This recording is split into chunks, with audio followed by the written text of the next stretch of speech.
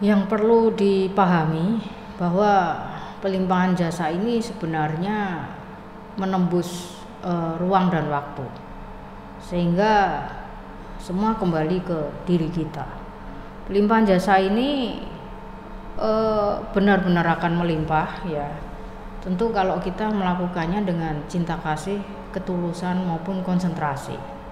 Nah, kemudian dari pihak si penerima pelimpahan jasa ini tentu juga ada syarat untuk bisa menerima pelimpahan jasa ini, yaitu salah satunya karma baiknya harus saatnya berbuah. Maka sebenarnya bukan tergantung dari besar kecilnya jasa kebaikan yang kita limpahkan, tetapi juga banyak faktor dari kitanya. Kita melakukan banyak kebaikan lalu kita mau limpahkan, tetapi kemudian kita melakukannya barangkali tidak dengan konsentrasi, kita juga melakukannya asal-asalan dan sebagainya, tentu tidak akan melimpah dengan maksimal.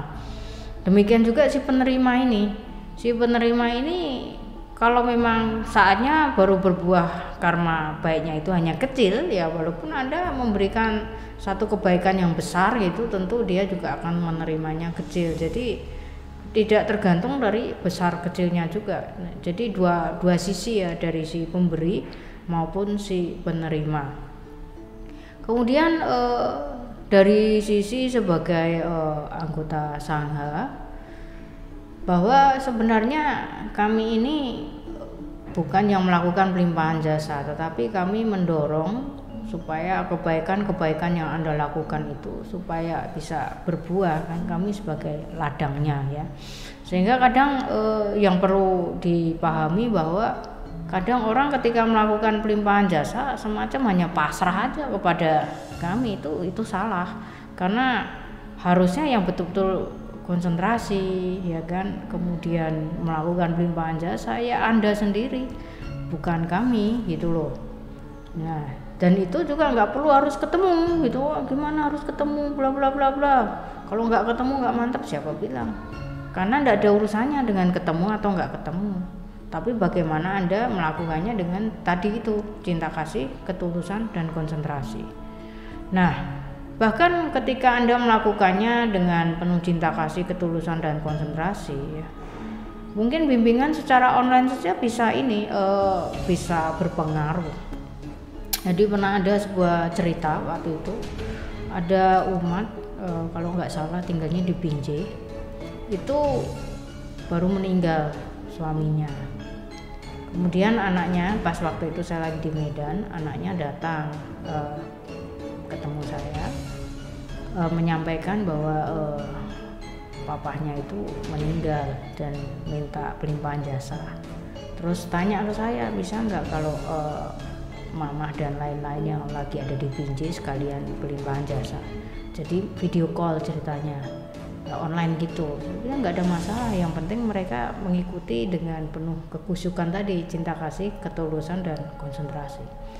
Jadi pada waktu itu, malam itu, karena sudah hampir jam 10-11 malam ya, waktu itu setelah selesai pelimpahan jasa, saya bimbing juga sambil online itu.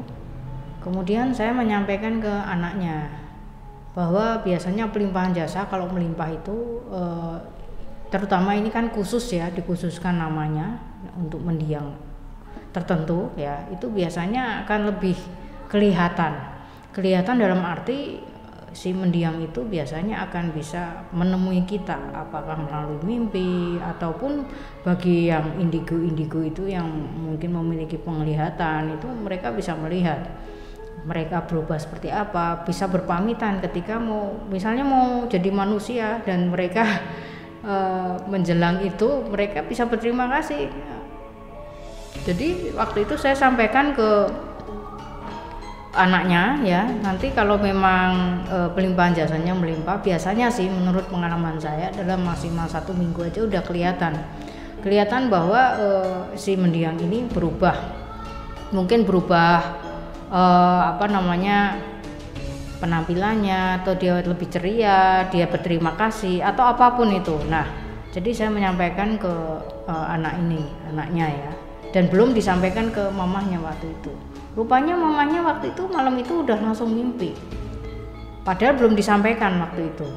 Jadi karena udah terlalu malam ya, dan keluarga ini masih sempat makan malam lagi, sehingga nggak sempat dia kasih tahu mamahnya karena udah terlalu malam.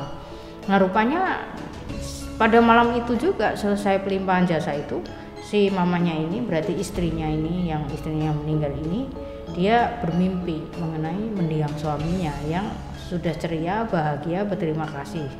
Nah jadi gara-gara mimpinya indah ya, jadi si mamanya ini pagi-pagi sampai dibela-belain naik kereta api dari Binjai menuju Medan hanya mau ketemu saya.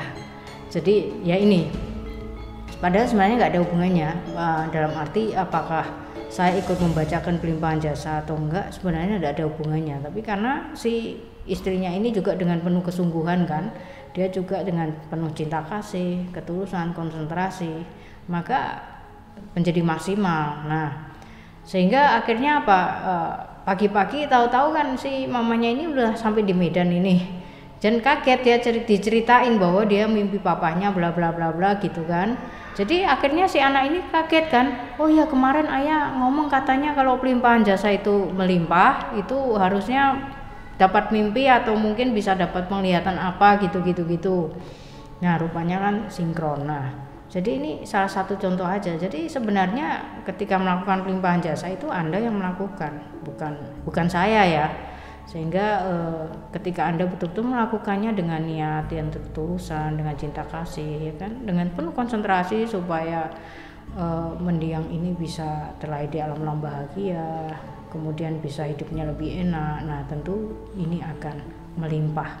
Jadi tidak ada masalah sebenarnya ketika Anda mungkin hari ini mungkin Anda tinggal di luar negeri, kemudian Anda mau pelimpahan jasa kepada mungkin keluarga Anda yang ada di mungkin Indonesia, itu tidak ada hubungannya juga. Dalam arti bukan berarti Anda harus berusaha payah pulang ke Indonesia, turun ke lokasi kemudian baru melakukan pelimpahan jasa, enggak seperti itu ya. Kekuatan konsentrasi inilah yang akan ikut membantu supaya betul-betul bisa menembus ke ruang dan waktu itu dengan sangat akurat. Maka kalau Anda nggak konsentrasi itu ibarat saya ya, energinya, fokusnya itu untuk menuju ke satu titik itu kurang. Tapi kalau Anda betul-betul konsentrasi itu istilahnya tembakannya jadi jitu. Nah ini kira-kira seperti itu.